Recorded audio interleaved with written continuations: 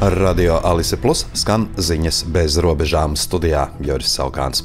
The New York Times un CNN, atsaucoties uz informētiem cilvēkiem, ziņo, ka Trumps plāno tikties ar Putinu jau nākamnedēļ. Preses brīfingā Baltajā namā ASV prezidents Donalds Trumps paziņoja, ka Vladimiram Putinam pirms šīs tikšanās nav nepieciešams tikties ar Ukrainas prezidentu Volodimiru Zelenski. Bijušais Lielbritānijas aizsardzības ministrs Bens Volles šajā sakarā uzsvēra, ka Ukrainas prezidents ir drosmīgs cilvēks, taču viņam būs nepieciešams atbalsts, lai pretotos Trumpam un Putinam, kur ir pazīstami ar savu agresivitāti. Es domāju, ka tādēļ NATO ir vēl divas citas kodolvalstis – Francija un apvienotā karaliste, un es domāju, ka ir svarīgi, lai sarunās piedalītos kāda Eiropas lielvara, sacīja Volles.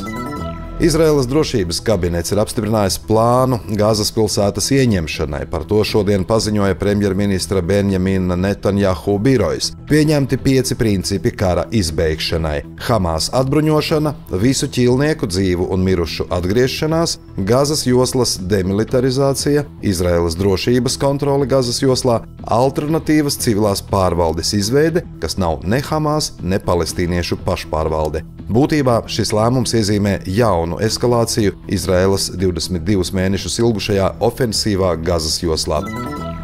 Šodien no Latvijas uz Ukrainu devās 16 valsts ugunsdzēsības un glābšanas dienesta autocisternas ar glābšanas aprīkojumu. Šī palīdzības akcija ir turpinājums 8. jūlijā ministru kabineta atbalstītajai iekšlietu ministrijas iniciatīvai bez atlīdzības nodot Ukrainai 16 ugunsdzēsības transporta līdzekļus un specializēto glābšanas aprīkojumu. Piegādi Ukrainā biedrība Tavi draugi īsteno sadarbībā ar valsts ugunsdzēsības un glābšanas dienestu, pārvadājumu izmaksas sedz abas iesaistītās puses.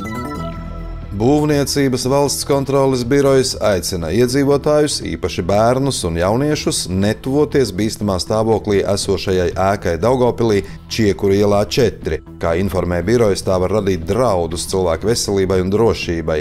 Ēka ir 3. grupas publiska ēka, tā celta kā biroju ēka, tomēr šobrīd uzskatāma par vidi degradējošu un cilvēku drošību apdraudošu. Ēka par bīstamu ir noteikta jau kopš 2024. gada, tomēr neraugoties uz vairāk kārtējiem brīdinājumiem, ēkas īpašnieki nav veikuši ēkas drošības uzlabošanas pasākumus. Vienlaikus ir arī notikusi īpašnieku maiņa.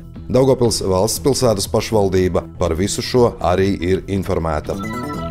Krāslavas novadā likumsargi atklāja marihuānas audzētavu, kas bija ierīkotas siltumnīcā kādā privātmājas teritorijā. Likumsargi pārbaudīja siltumnīcu un konstatēja tajā 89 marihuānas stādus, kas tika audzēti podos. Visi marihuānas stādi tika izņemti.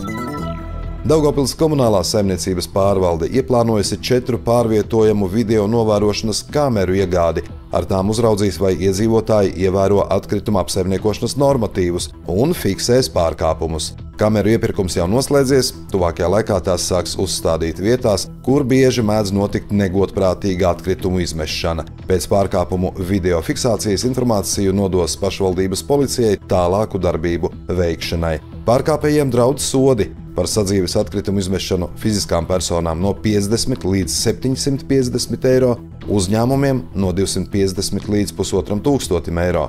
Sods par būvgružu izgāšanu fiziskām personām ir no 70 līdz 1000 eiro, juridiskām personām līdz 2800 eiro. Arī iedzīvotājus aicina aktīvi iesaistīties pilsētas sakārtošanā, ziņojot par nelegālām izgāstuvēm un personām, kas izmet atkritumus tam neparedzētās vietās. Studijā bija Joris Saukāns, par ziņu bez robežām saturu atbildu un jauku nedēļas nogali jums novēlas Alise Plus. Projektu finansē Mediju atbalsta fonds no Latvijas valsts budžeta līdzekļiem.